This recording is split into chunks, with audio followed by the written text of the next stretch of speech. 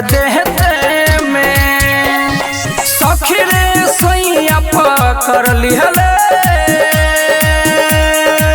देवरा के देहते में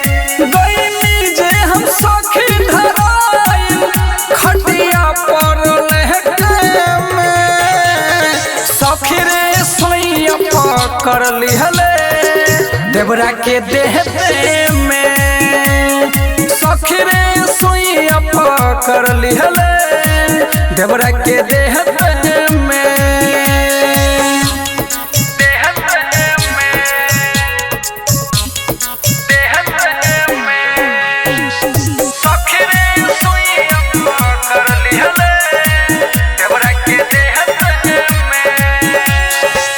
कितनो महना कहीं नहीं मानल हमर बाप से दोनों जो बन दबावे लागल धके अपना हाथ से कितनो महना कहीं नहीं मानल हमर बात से दोनों जो बन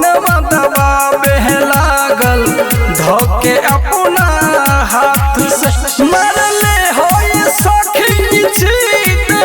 दर्द उठत पेट में सखी रे सैया पकड़ लिहले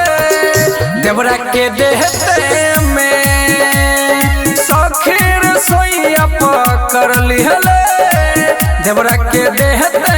में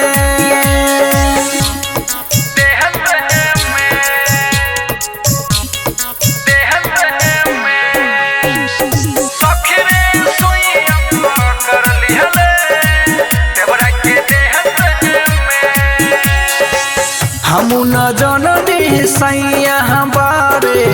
घर ही हके अनेर में रुदल दीवाना संतुरा के न पड़त ही फेर में